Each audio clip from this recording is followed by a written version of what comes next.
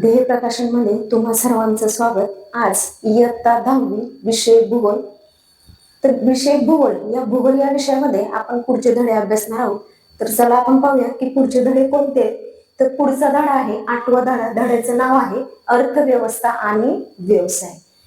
तर अर्थव्यवस्था आणि व्यवसाय तर आकृती 8.1 मध्ये आपल्याला दाखवलेले या आलेखाचं आपल्याला काय करायचे, वाचन करायचे आणि या आलेखावर आधारितच काही प्रश्न पण दिलेले. तर हा जो आलेख आहे तो एकतर ब्राझील आणि भारत या दोन देशांचा दिलेला आहे. त्यामध्ये संयुक्त संस्थाने सुद्धा दिलेली आहे. तर आपल्याला इथे एक चार्ट दिलेला आहे. तर या चार्ट मध्ये भारत, मग त्या भारत देशामधला क्षेत्र विभाग, त्यानंतर ब्राझील देश. आता भारतामधला क्षेत्र विभाग म्हणजे बँकांचा व्यवसाय, मग ब्राझीलमध्ये खाजगी आणि सार्वजनिक दोन्ही, रेल्वे खाजगी आणि सार्वजनिक दोन्ही, त्यानंतर विमान वाहतूक खाजगी आणि सार्वजनिक दोन्ही पण, विद्युत निर्मिती मुख्यत्वे सार्वजनिक, लोह आणि पोलाद उद्योग मुख्यत्वे सार्वजनिक, आरोग्य खाजगी सार्वजनिक दोन्ही येणार, त्याचबरोबर शिक्षण मुख्यत्वे सार्वजनिक काही खाजगी, दूरसंचार खाजगी आणि सार्वजनिक दोन्ही. तर अशा प्रकारे हा तक्ता दिलेला आहे. या तक्त्यातील दोन्ही देशांतील अर्थव्यवस्था कोणत्या प्रकारचे आहे ते आपल्याला समजेल. तर अर्थव्यवस्थेचे एकूण किती प्रकार आहेत, तर 3 प्रकार आहेत. तसेच अर्थव्यवस्थेतील विविध व्यवसायांचे वर्गीकरण आपण शिकलेलो आहोत. तर कोणत्याही देशाची अर्थव्यवस्था ही त्या देशातील व्यवसाय, त्यांचे प्रकार, विकास यावर अवलंबून असते. बघा, म्हणजे प्रत्येक देशाचा जो विकास आहे, जी आर्थिक व्यवस्था असते ती कोणकोणत्या घटकावर अवलंबून असते, एक तर व्यवसाय, त्यांचे प्रकार आणि त्यानंतर आहे विकास. म्हणजे हे 3 घटक खूप महत्वाचे. तर इथे पुढे एक तक्ता दिलेला आहे की खालील तक्त्यात काही व्यवसाय दिले आहेत, त्यांचे वर्गीकरण करायचे आणि योग्य रकान्यात आपल्याला काय करायचे, बरोबर अशी खूण करायची. मग आता इथं दिलेले आहे क्रिया, मग त्यामध्ये येणार प्राथमिक, द्वितीय आणि तृतीय. तर प्राथमिक क्रियांमध्ये, आता क्रियांमध्ये प्राथमिक कोण बघा, दूरदर्शन प्रसारण, त्यानंतर आहे मध्य माशा पालन, काथ्या आणि दोरी तयार करणे, गुळ तयार करणे, नांगराचा फाट बनवणे, घराचे बांधकाम, लोह खनिज काढणे, वाहन निर्मिती, भात उत्पादन, अध्यापन, बस चालवणे, निवासाची व जेवणाची सोय करणे. मग यापैकी कुठला प्राथमिक मध्ये येतो व्यवसाय, द्वितीय कोणता येतो, तृतीय कोणता येतो, तो आपल्याला काय करायचं, या रकान्यापुढे बरोबर अशी खूण करायची. तर भारत आणि ब्राझील मधील जो आर्थिक व्यवसाय आहे त्याविषयी आपण माहिती घेऊ की आकृती 8.2 मध्ये विभाजित वर्तुळात दोन्ही देशातील स्थूल अंतर्देशीय उत्पादनाचे योगदान दिले आहे आणि त्या देशातील लोकसंख्येची विविध व्यवसायातील टक्केवारी सुद्धा आपल्याला दिलेली आहे. तर या विभाजित वर्तुळांचा काळजीपूर्वक अभ्यास करून आपल्याला काय करायचे, खालील प्रश्नांची उत्तरे देखील द्यायची. मग आकृती 8.2 या आकृतीमध्ये स्थूल अंतर्देशीय उत्पादन व्यवसाय ह्या योगदान दिलेले, ते पण कोणत्या सालात दिले, तर 2016. आणि खाली दिलेला आहे व्यवसायात कार्यरत असणाऱ्या लोकसंख्येची काय दिलेली आहे, एकूण टक्केवारी. मग ती कोणत्या सालातली दिली, तर 2016 या सालातली. बघा, इकडचे जे गोल म्हणजे जे आकृती दिसते ती आकृती आहे ब्राझील या देशातली, आणि या साईडची म्हणजेच उजव्या साईडला जी आकृती दिसते ती आहे भारत देशाची. मग आता या ठिकाणी 2 आकृती दाखवलेले आहेत, 2 वेगवेगळ्या देशाची, ब्राझीलची वेगळी आणि भारत देशाची वेगळी. मग ब्राझील मध्येच आता आपल्याला ही आकृती जर समजून घ्यायची असेल तर त्या आकृतीच्या खालीच आपल्याला माहिती दिलेली असते. पहा, जो असा बॉक्स दिलेला आहे आणि पुढे लिहिलेला आहे प्राथमिक म्हणून. पण इथं कलर, ह्या बॉक्सला कलर कोणत्या रंगाचे दिले, तर निळ्या रंगाने दिलेले. म्हणजेच या आकृतीमध्ये जो भाग निळ्या रंगाने दाखवलेला आहे तो कोणता भाग असणार आहे, तर तो प्राथमिक भाग असणार आहे. त्यानंतर पुढचं पाहूया, जो ऑरेंज कलर म्हणजेच नारंगी कलर दिलेला आहे तो आहे द्वितीय. आकृतीमध्ये बघा 19% दाखवले, तो आहे द्वितीय. त्यानंतर आहे तिसरा करडा कलर म्हणजेच राखाडी कलर, तिथे दाखवला आहे तृतीय. म्हणजेच या दोन्ही देशांमध्ये वेगवेगळ्या प्रकारे वेगवेगळ्या संख्येमध्ये ती टक्केवारी दिसून येते. त्यानंतर त्या आकृतीला वेगवेगळे 3 कलर दिलेले आहेत, प्राथमिक साठी निळा, द्वितीयक साठी नारंगी आणि तृतीयक साठी राखाडी कलर. तर आता यानुसार आपल्याला पूर्ण माहिती घ्यायची. बघा, ब्राझील मध्ये जो प्राथमिक आहे, बरोबर, उत्पादन, प्राथमिक उत्पादन तर किती आहे, 5.5 आहे. बघा, ब्राझील येथील. तेच भारत देशामध्ये किती आहे, तर 17 आहे. त्यानंतर परत पुढे बघूया, द्वितीय किती आहे ब्राझीलमध्ये? 27.5 आहे. भारत देशामध्ये 26. त्यानंतर तृतीय 67 आणि भारत देशामध्ये आहे 57. हे काय झाले? वेगवेगळा फरक झाला भारत आणि ब्राझील या देशातला. तर आता आपण पुढे पाहूया की भारताचे राष्ट्रीय उत्पन्न ब्राझील पेक्षा अधिक आहे. बघा, भारताचं जे उत्पन्न आहे ते ब्राझील पेक्षा, या फरकांमुळे लगेच लक्षात येते की ब्राझील या देशापेक्षा पण उत्पन्न भारत देशाचं किती आहे? जास्त. बघा, इथं ब्राझीलमध्ये फक्त 5.5 प्राथमिक आहे उत्पन्न, तर इथं किती आहे? भारतामध्ये 17 आहे. म्हणजेच ब्राझील पेक्षा भारत देशामध्ये उत्पन्न जास्त आहे. तर ब्राझील हा देश जगात खाणकाम, शेती आणि वस्तू निर्माण उद्योगात अग्रेसर असून या देशातील सेवा व्यवसायही मोठ्या प्रमाणात वाढलेला आहे. बघा, ब्राझील हा जो देश आहे, हा देश जगामध्ये खाणकाम, शेती, वस्तू निर्मिती उद्योगात अग्रेसर आहे. म्हणजे सगळ्यात पुढे आहे. कोणकोणत्या व्यवसायामध्ये? तर खाणकामध्ये, शेतीमध्ये, त्याचबरोबर वस्तू निर्माण करण्याचा जो उद्योग असतो त्या या तिन्ही व्यवसायामध्ये ब्राझील हा देश कसा आहे? अग्रेसर आहे, म्हणजेच पुढे आहे. तर या देशातील सेवा व्यवसाय ही मोठ्या प्रमाणात वाढलेला आहे. भारतातील सेवा व्यवसाय वाढत असले तरी भारतात शेती हाच प्रमुख व्यवसाय आहे. बघा, भारतामधले इतरही जरी व्यवसाय वाढत असले तरी पण भारत हा देश शेतीप्रधान देश म्हणून ओळखला जातो. म्हणूनच भारतामध्ये शेती हा प्रमुख व्यवसाय आहे. भारताप्रमाणेच ब्राझीलची अर्थव्यवस्था सुद्धा मिश्र स्वरूपाची आहे. दोन्ही देशांची अर्थव्यवस्था विकसनशील आहे. त्यांचे राष्ट्रीय दरडोई उत्पन्न अमेरिकेच्या संयुक्त संस्थानाच्या तुलनेत अतिशय काय आहे? कमी आहे. महत्वाचे म्हणजे भारताचे जे राष्ट्रीय उत्पन्न ब्राझीलच्या तुलनेत जास्त असले तरी भारताचे दरडोई उत्पन्न जे आहे ते ब्राझीलच्या तुलनेमध्ये कसे आहे? तर कमी आहे. याचे कारण शोधण्याचा प्रयत्न करा. त्यासाठी पुढील तक्ता वापरायचा आपल्याला. तर तक्त्यातील माहितीच्या आधारे संगणकाचा वापर करून बहुरेषालेख तयार करायचे. बघा, 1960 ते 2016 दरडोई उत्पन्न US डॉलर मध्ये दिलेलं आहे. देशाचं नाव दिलेलं आहे. त्याच पुढे त्या राखणामध्ये साल देखील दिले. 1960, 1980, 2000 आणि 2016 या 4 वर्षातलं दरडोई उत्पन्न दिलेलं आहे, ते देखील US डॉलर मध्ये. तर ब्राझील या देशाचं 1960 या वर्षी 240, तर भारताचं आहे 90.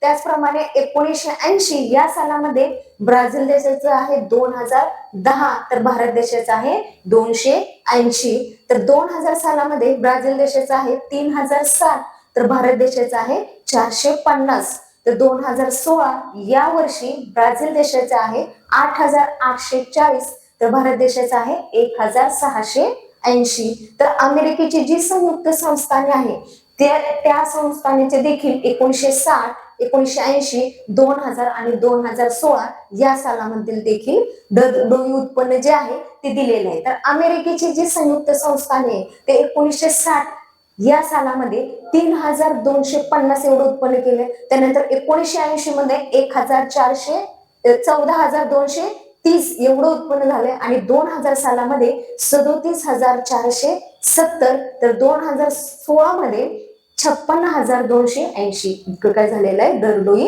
उत्पन्न झालेले. तर अमेरिकेची जी संयुक्त संस्थाने हा विकसित जो देश आहे, या देशामधील लोकसंख्या जास्त असली तरीही भारत पेक्षा ती काय आहे? कमी आहे. म्हणजे भारत या देशाची लोकसंख्या काय आहे? सर्वाधिक म्हणजेच जास्त आहे. तसेच ती साक्षर आहे. तर या देशाकडे अनेक स्वामित्व हक्क म्हणजेच पेटंट्स, आधुनिक तंत्रज्ञान व यांत्रिक बळाचे सामर्थ्य आहे. त्यामुळे राष्ट्रीय दरडोई उत्पन्नाच्या बाबतीत हा देश ब्राझील व भारतपेक्षा खूप पुढे आहे. तर भारत हा, बघा, अमेरिका जी आहे ती ब्राझील आणि भारतपेक्षा सुद्धा काय आहे? पुढे आहे. तर भारत आणि ब्राझील हे देश विकसनशील आहेत. अत्याधुनिक तंत्रज्ञान, शिक्षण, उद्योग याबाबत हे देश प्रगतीपथावर आहेत. बघा, हा देश कशामुळे विकसनशील आहे? भारत आणि ब्राझील. तर भारत आणि ब्राझील मध्ये अत्याधुनिक तंत्रज्ञान आहे, त्याचबरोबर शिक्षण, उद्योग या घटकांमुळे हा देश कसा आहे, प्रगतीपथावर आहे. तर स्थूल राष्ट्रीय उत्पन्न जास्त असले तरीही भारताची जी लोकसंख्या आहे ती जास्त असल्याने भारतातील दरडोई उत्पन्न ब्राझीलच्या तुलनेमध्ये कसं आहे, तर कमी आहे. तर आकृती 8.3 चे निरीक्षण करायचे आपल्याला आणि यामध्ये ब्राझील मधील प्रमुख प्राथमिक व्यवसायांचे वितरण दाखवले आहे, त्यावर चर्चा करायची, त्या मुद्द्यांच्या आधारे निरीक्षणांची नोंद करायची. तर ब्राझीलच्या कोणत्या भागात कॉफीचे उत्पन्न प्रामुख्याने घेतले जाते, त्याचबरोबर ब्राझीलमध्ये कोणकोणती धान्य पिके आहेत, पिकांचे वितरण लक्षात घेता हवामानाचा अंदाज करायचा आहे, रबराचे उत्पन्न कुठे केंद्रित झाले आहे आणि हा तक्ता जो आहे तो आपल्याला काय करायचा आहे, पूर्ण करायचा आहे. मग या तक्त्यामध्ये काय दाखवले, तर पीक प्रकार दाखवले, त्यानंतर पीक कोणतं घेतलं जातं, त्याचं उत्पन्नाचे क्षेत्र कोणतं ते लिहायचं आपल्याला. तर अन्नधान्य पिके, त्यानंतर नगदी पिके, त्यानंतर आहे फळे व फळभाज्या. पुढे बघूया शेती. तर ब्राझीलची उच्चभूमी व किनारी प्रदेशात शेती हा व्यवसाय केला जातो. अनुकूल हवामान आणि तेथील भूरचना यामुळे विविध प्रकारची पिके घेतली जातात. तर यामध्ये भात आणि मका ही प्रमुख अन्नधान्याची काय आहेत, पिके आहेत. बघा इथे जो तक्ता दिलाय या तक्त्यांमध्ये तुम्ही लिहू शकता की अन्नधान्याची पिके कोणती, तर भात आणि मका कोणती आहेत, तर भात आणि मका ही प्रमुख अन्नधान्याची पिके आहेत. तर मक्याचे पीक प्रामुख्याने मध्य भागात घेतले जाते. कोणत्या भागात घेतलं जातं ते देखील सांगितलेले की मध्य भागामध्ये घेतलं जातं. Coffee, soybean, cacao, cocoa, rubber आणि ऊस या नगदी पिकांचे उत्पादन ही मोठ्या प्रमाणात घेतले जाते. बघा त्या तक्त्यांमध्ये जी माहिती विचारली ती सगळी इथे आहे. बघा कॉफी, सोयाबीन, काको म्हणजे त्याला कोको, रबर आणि ऊस ही काय आहेत, नगदी पिके आहेत. त्यांचं उत्पन्न देखील मोठ्या प्रमाणावर घेतले जाते. ब्राझील हा कॉफी व सोयाबीनच्या निर्यातीत अग्रेसर देश आहे. म्हणजेच ब्राझील या देशामध्ये कॉफी आणि सोयाबीन यांची निर्यात केली जाते. म्हणजेच त्यामुळेच कॉफी आणि सोयाबीनमुळे ब्राझील हा देश कसा आहे, अग्रेसर आहे.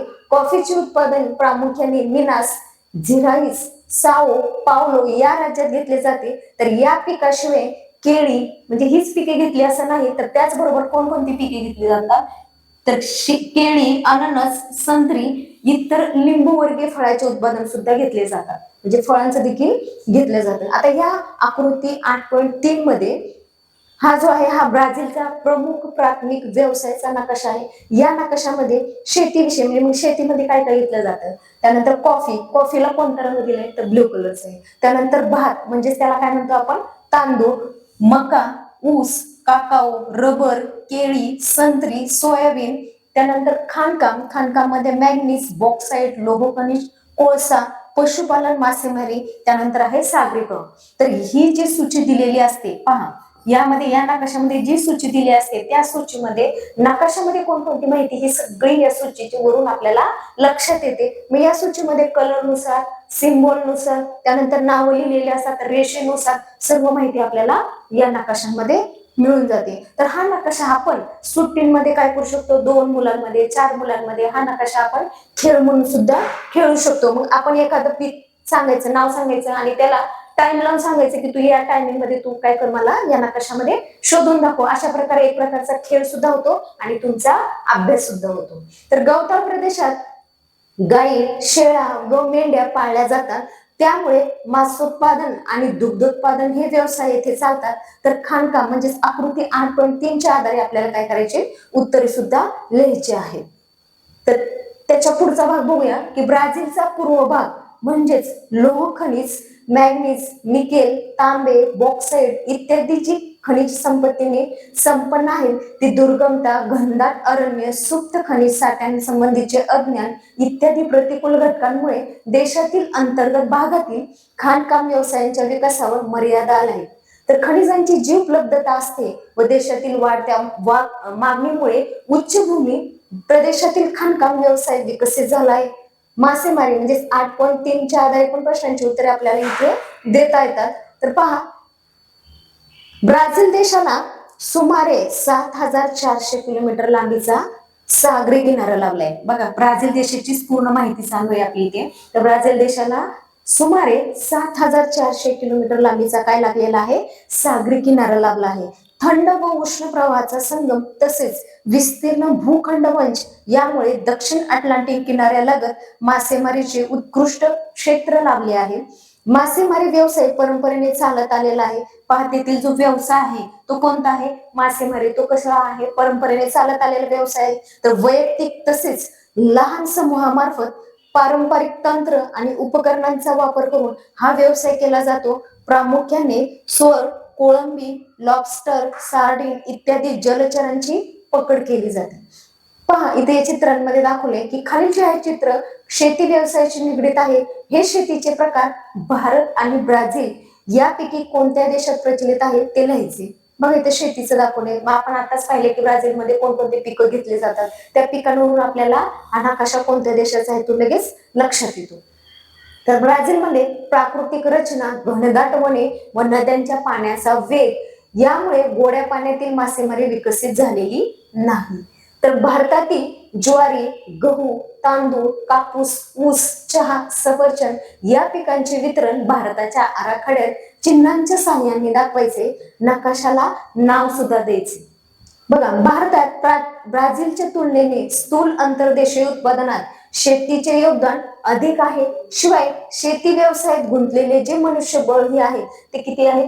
जास्त प्रमाणात आहे. तर भारतात शेती हा प्राचीन काळापासून चालत आलेला व्यवसाय आहे. भारताचा सुमारे 60%, बघा भारताचं त्यांनी सांगितले भारत देशाचा की भारताचा सुमारे किती टक्के भाग हा भूभाग लागवडीखाली आहे. तर भारताचा 60% भूभाग जो आहे तो कसा आहे? लागवडीखाली आहे. तर याची मुख्य कारणे म्हणजे विस्तीर्ण मैदाने, त्याचबरोबर सुपीक मृदा, अनुकूल हवामानाचा दीर्घ कालावधी, हवामानातील वैविध्य ही त्या भूभागाचे कारणे आहेत. तर भारतातील जी शेती आहे ती मुख्यत्वे निर्वाह प्रकारची आहे. बघा प्रश्न विचारला जातो की भारतातील शेती कोणत्या प्रकारची आहे? तर भारतातील शेती जी आहे ती मुख्यत्वे निर्वाह प्रकारची आहे. तर भारतामध्ये कोणकोणते प्रमुख खाद्यान्न पिके घेतली जातात असा पण प्रश्न विचारतात. तेव्हा लगेच उत्तर द्यायचं की भारतामध्ये भात, गहू, ज्वारी, बाजरी आणि मका ही जी आहेत ही प्रमुख खाद्यान्न पिके घेतली जातात. तर चहा, ऊस, कॉफी, कापूस, रबर, ताग इत्यादी नगदी पिके ही घेतली जातात. बघा नगदी पिके देखील सांगितलेली आहे की भारतामध्ये कोणकोणती घेतली जातात. तर चहा, ऊस, कॉफी, कापूस, रबर आणि ताग ही नगदी पिके भारतात घेतली जातात. तर भारत हा विविध प्रकारची फळे, मसाल्याचे पदार्थ, भाजीपाला पिकवणारे देश आहे. म्हणजे भारतामध्ये नगदी पिके तर घेतली जातात, त्याचबरोबर फळे घेतली जातात, मसाल्याचे पदार्थ घेतले जातात, त्याचबरोबर भाजीपाला सुद्धा या भारतीय देशांमध्ये पिकवला जातो. तर बघा मासेमारी जी आहे ती भारताच्या अर्थव्यवस्थेत मत्स्य व्यवसायाची भूमिका ही महत्वाची आहे. बघा भारताची जी अर्थव्यवस्था आहे त्या भूमिकेमध्ये महत्वाचं जे आहे तर ती आहे मत्स्य व्यवसाय. तर खाऱ्या पाण्यातील आणि गोड्या पाण्यातील मासेमारीत भारत अग्रणी आहे. आहारातील एक घटक रोजगार निर्मिती, पोषण स्तर वाढवणे आणि परकीय चलन मिळवण्याकरिता मत्स्य व्यवसायाचा काय केला जातो? या ठिकाणी ते उपयोग होतो. तर केरळ, पश्चिम बंगाल, ओडिशा, आंध्र प्रदेश, तमिळनाडू, गोवा आणि महाराष्ट्रातील किनारपट्टीच्या भागात राहणारे अनेक लोकांच्या आहारामध्ये महत्वाचा घटक कोणता आहे? तर मासे हा आहे. तर भारताला एकूण सुमारे 7,500 किमीचा सागरी किनारा लाभला आहे. या किनाऱ्यालगत मासेमारी केली जाते. मासेमारीच्या एकूण वार्षिक उत्पादनापैकी सागरी मासेमारीचा वाटा जवळपास 40% आहे. तर वशी, बांगडा, बोंबील, सुरमई, पापलेट, झिंगे इत्यादी जलचर अरबी समुद्रात आढळतात. बंगालच्या उपसागरात शेवंडे, लंबी चकई, रावस इत्यादी जलचर आढळतात. तर गोड्या पाण्यातील मत्स्यपालन नद्या, कालवे, जलाशय, तलाव इत्यादी मध्ये चालते. तर कटला, रोहू, चोपडा इत्यादी गोड्या पाण्यातील प्रमुख मासे आहेत. तर देशाच्या एकूण मत्स्य व्यवसायापैकी सुमारे 60% वार्षिक उत्पादन हे जे आहे ते गोड्या पाण्यातील मासेमारीतून आपल्याला मिळते. तर खाणकाम विषयी माहिती पाहूया की भारतातील जो छोटा नागपूरचे पठार म्हणजे खनिजांचा भांडार म्हणून ओळखले जाते, येथे खाणकाम व्यवसाय मोठ्या प्रमाणात चालतो. तर पूर्व महाराष्ट्रात व छत्तीसगड मधील कोरबाग भागात कोळशाच्या खाणी आहेत. आसाममध्ये दिग्बोई, महाराष्ट्राजवळ अरबी समुद्रातील मुंबई आहे, गुजरातमध्ये कलोल, कोयाली येथे खनिज तेलाच्या विहिरी आहेत, तर बंगालच्या उपसागरात गोदावरी नदीच्या मुखापाशी खनिज तेलाचे साठे सापडले आहेत. तर राजस्थानमध्ये संगमरवर, आंध्र प्रदेशात कटप्पा या दगडांची खाणी आहे. तर ब्राझील मधील जो उद्योग आहे तर तो आहे लोह आणि पोलाद, वाहन जोडणी, खनिज तेल प्रक्रिया, रासायनिक उत्पादन, सिमेंट निर्मिती इत्यादींचा समावेश जो आहे तो कुठे होतो तर ब्राझील मधील उद्योगांमध्ये होतो. तर तंत्रज्ञानावर आधारित उद्योग वाढत असले तरी परंपरागत उद्योग महत्वाचे आहेत.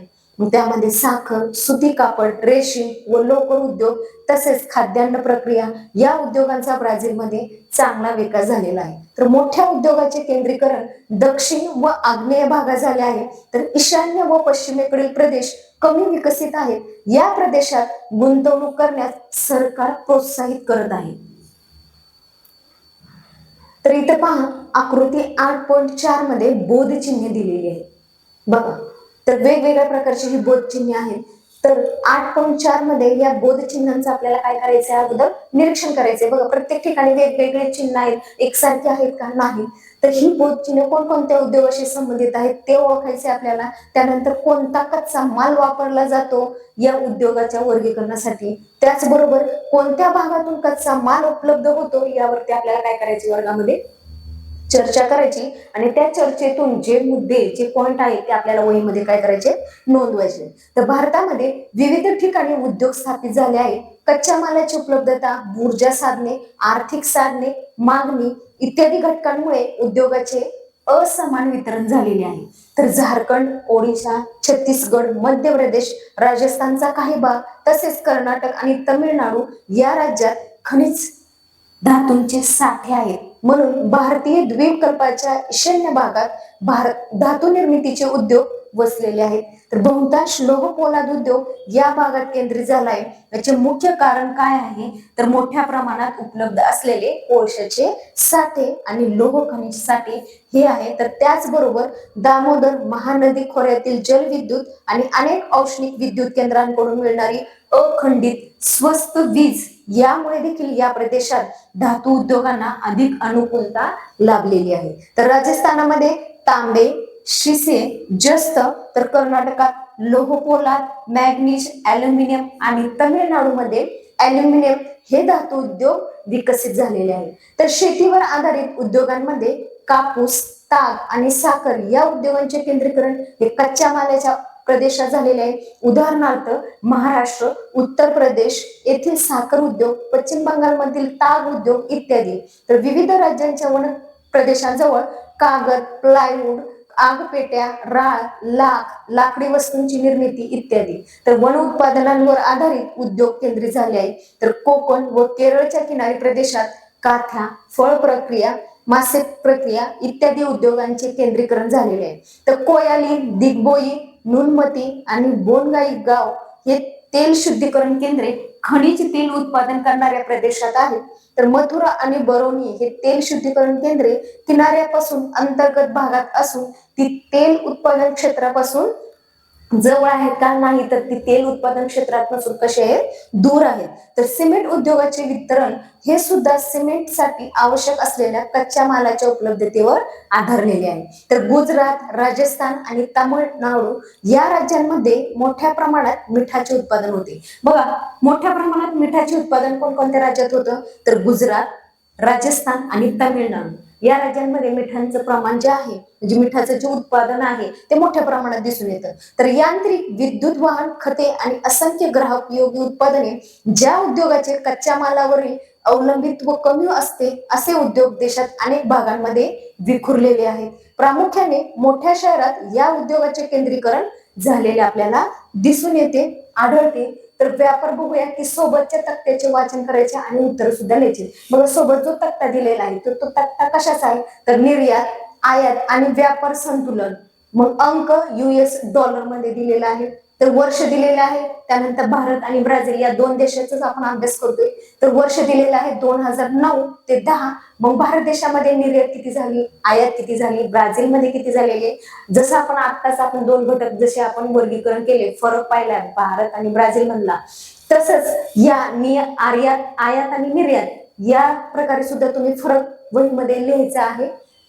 ब्राझीलमधील प्रामुख्याने लोह खनिज, कॉफी, कोको, कापूस, साखर, संत्री, केळी इत्यादींची काय केली जाते, या ठिकाणी निर्यात केली जाते. तर ब्राझील यंत्रसामुग्री, रासायनिक उत्पादने, खते, गहू, वाहने, खनिज तेल, वंगण इत्यादींची काय करत असतो, तो आयात करत असतो. म्हणजे कशा कशाची आयात होते ब्राझील या देशांमधून, तर एकतर रासायनिक उत्पादने, त्यानंतर यंत्रसामुग्री, खते, गहू, वाहने, खनिज तेल आणि वंगण या सगळ्यांची काय होते ब्राझील देशांमध्ये आयात होते. तर जर्मनी, अमेरिकेचे संयुक्त संस्थाने, Canada, Italy, Argentina, Saudi Arabia आणि भारत हे ब्राझीलचे काय आहेत, प्रमुख व्यापारी भागीदार आहेत.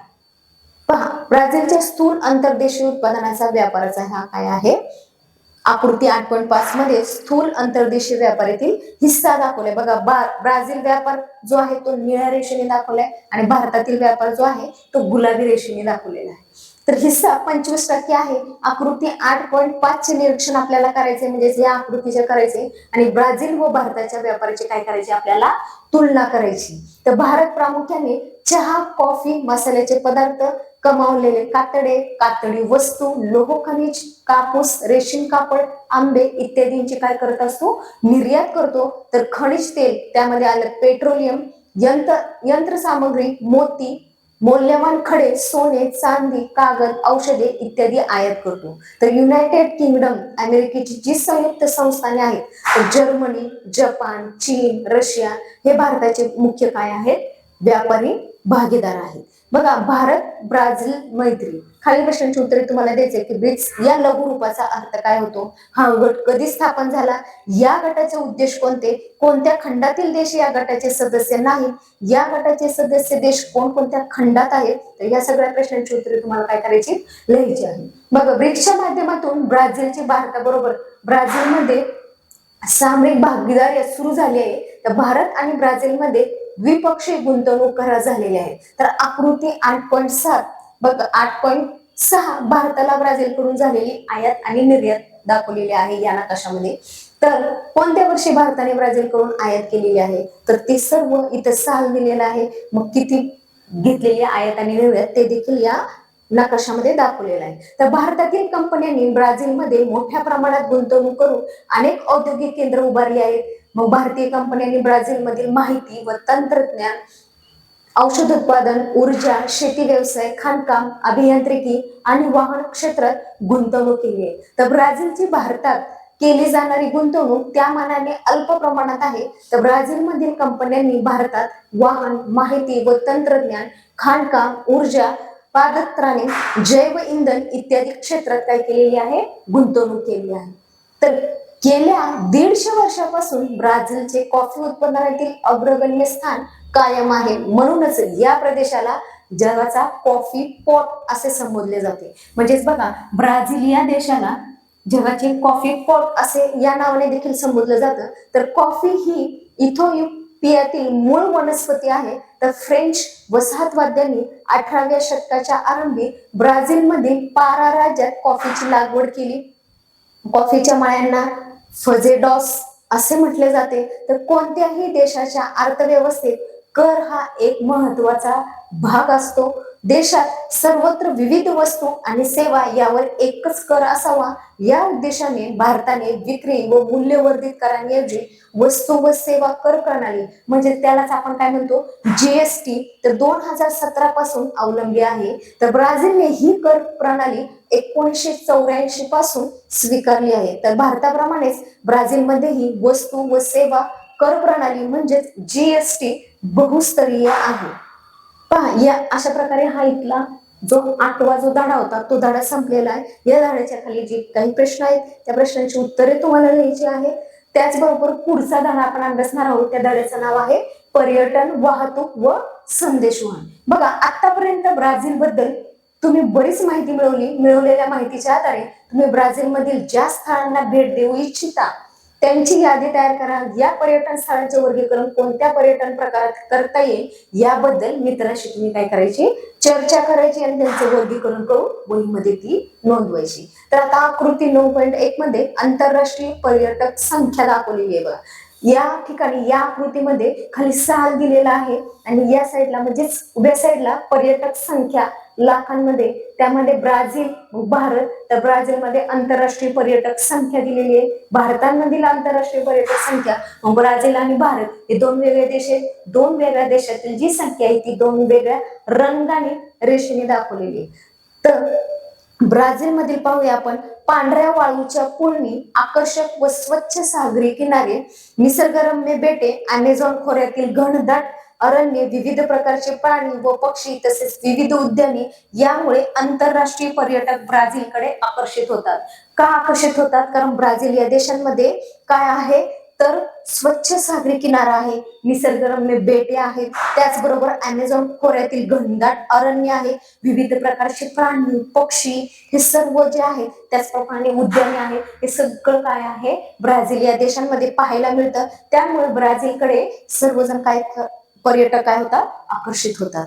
तर ब्राझिलिया हे राजधानीचे नवीन शहर सुद्धा पर्यटकाचे आकर्षण आहे. बघा, ब्राझील हे देशाचं नाव आहे आणि राजधानी जी आहे ती आहे ब्राझिलिया.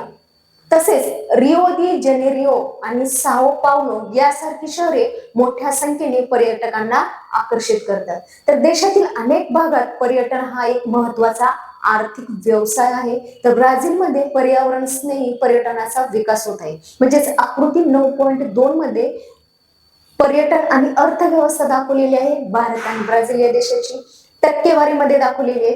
पहा, आकृती 9.1 मध्ये दाखवल्याप्रमाणे 2015 साली भारतामध्ये भेट देणाऱ्या आंतरराष्ट्रीय पर्यटकांची जी संख्या आहे ती ब्राझीलच्या तुलनेत जास्त आहे.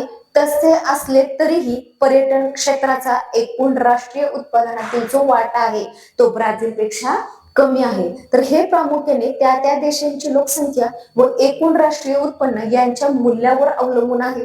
त्यानुसार भारताचे राष्ट्रीय उत्पन्न व लोकसंख्या ब्राझीलच्या तुलनेत खूपच जास्त आहे. त्यामुळे भारताचा एकूण राष्ट्रीय उत्पादनातील पर्यटन क्षेत्राचा जो वाटा आहे तो ब्राझीलपेक्षा कमी दिसतो व या क्षेत्रातील लोकसंख्येचे प्रमाण जास्त दिसते. तर आता आपण ब्राझील या देशाचं पाहिलं, आता भारत या देशाचं पाहूया की आकृती 9.1 बघा, आकृती 9.1 मधील आलेखावरून लक्षात येते की भारतातील आंतरराष्ट्रीय पर्यटकांची जी संख्या आहे ती काय आहे भारतामध्ये सतत वाढत आहे, परंतु ही जी वाढ आहे ती 2010 पासून अधिक झालेली आढळते. म्हणजेच भारतामध्ये पर्यटक जे आहे त्यांची जी संख्या आहे ते सातत्याने काय होत आहे वाढत आहे, परंतु 2010 पासून ही वाढ अधिक झालेली आपल्याला आढळून येते. तर आंतरराष्ट्रीय पर्यटकांच्या संख्येतील ही वाढ सातत्यपूर्ण आहे. परदेशी पर्यटक भारतात ऐतिहासिक, सांस्कृतिक, वैद्यकीय, व्यवसाय इत्यादीसाठी येत असतात.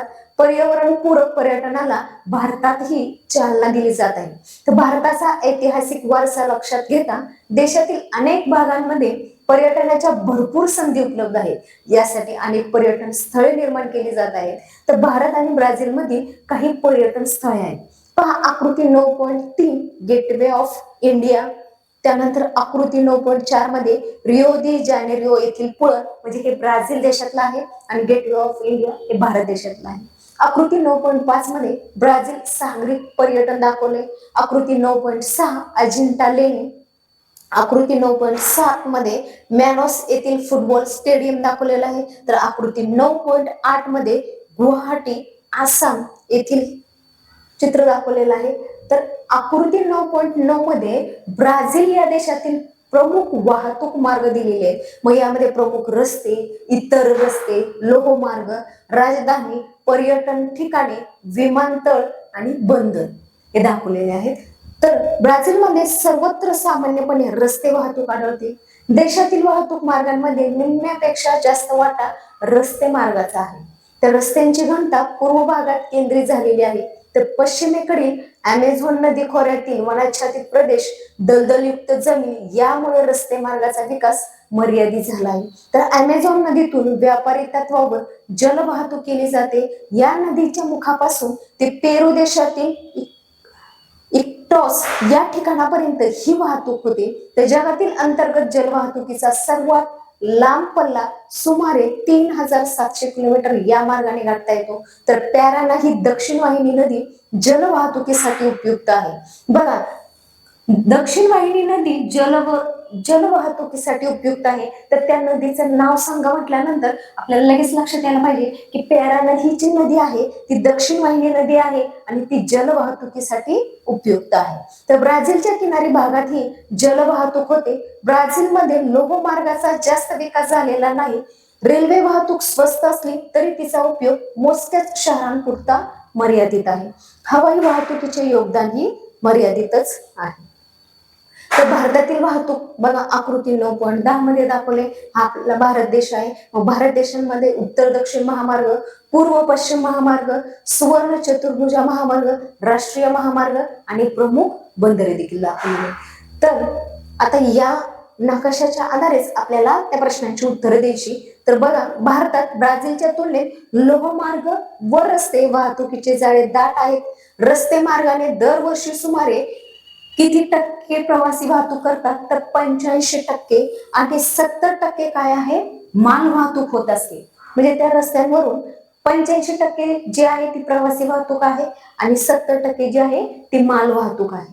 तर लोहमार्गाच्या विकासामुळे प्रवासी व माल वाहतूक सुलभ झाली आहे. भारतीय अर्थव्यवस्थेच्या वाढीसाठी लोहमार्गाचे योगदान महत्वाचे आहे.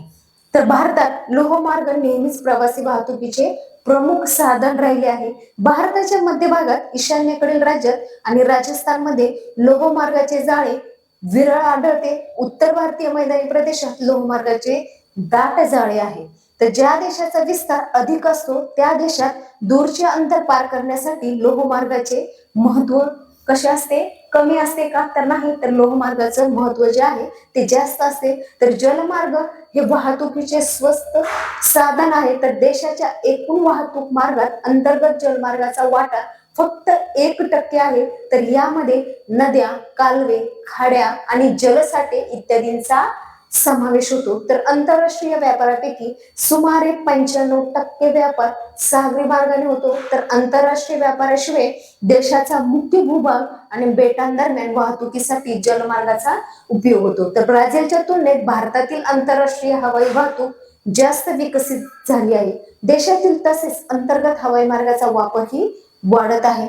तर तुम्हाला इथे या नकाशावरून जे प्रश्न विचारलेले असतात तर या नकाशांमध्ये आपल्याला उत्तरे लगेच सापडतात. बघा आकृती 9.12 मध्ये ब्राझील प्रमाण वेळ दाखवली. बघा कालक्षेत्र आणि ब्राझील येथील प्रमाण वेळ दाखवलेली.